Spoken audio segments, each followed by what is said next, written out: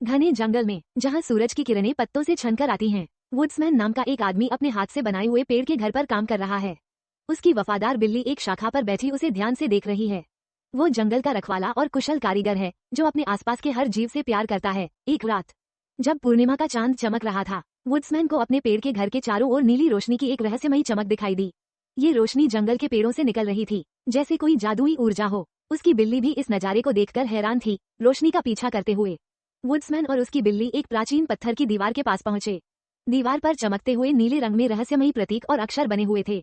यह एक पुराना नक्शा या कोई प्राचीन संदेश लग रहा था। जैसे जैसे वुड्समैन जंगल में आगे बढ़ा, उसने देखा कि जंगल बीमार पड़ रहा था। एक विशाल प्राचीन पेड़ से काला चिपचिपा तरल निकल रहा था और हवा में उदासी और संकट की भावना थी। कुछ काली रहस्यमयी आकृतियां पेड़ों के बीच मंडरा रही थीं। काली आकृतियां वुड्समैन और उसकी बिल्ली का पीछा करने लगीं। बारिश हो रही थी और जंगल गहरा होता जा रहा था। वुड्समैन अपनी टॉर्च की रोशनी में आगे भाग रहा था। उसकी बिल्ली उसके कंधे पर डरी हुई थी। उसे लग रहा था जैसे कोई बुरी ताकत जंगल पर कब्जा कर रही है। भागते भागते वुड्समैन एक छोटी पुरानी झोपड़ी में पहुंचा, जहां एक बूढ़ी औरत रहती थी। उसने वुड्समैन की परेशानी देखकर उसे अंदर बुलाया। बुढ़िया की आंखों में ज्ञान और रहस्य दोनों थे। बूढ़ी औरत ने वुड्समैन को प्राचीन किताबों और नक्शों के माध्यम से जंगल के इतिहास और प्रतीकों के बारे में बताया। उसने समझाया कि जंगल की जीवन शक्ति खतरे में है और उसे बचाने के लिए वुड्समैन को एक प्राचीन अनुष्ठान करना होगा। दीवार पर वही नीले प्रतीक चमक रहे थे। मन में दृढ़ संकल्प के साथ वुड्समैन और उसकी बिल्ली जंगल में एक छिपे हुए रास्ते पर निकले, जो उन्हें एक प्राचीन गुफा की ओर ले जा रहा था। नक्शे में जादुई बीज के स्थान का संकेत था, जिससे जंगल को ठीक किया जा सकता था।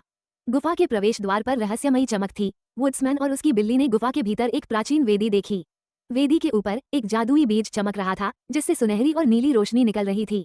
यह वही बीज था जिसकी उन्हें तलाश थी। वुड्समैन ने ध्यान से बीज उठाया। वे वापस बीमार पेड़ के पास लौटे।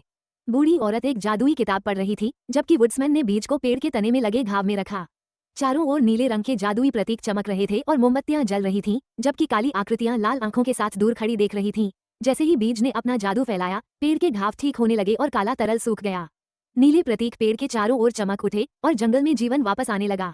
बूढ़ी औरत मुस्कुरा रही थी और वुड्समैन राहत महसूस कर रहा था।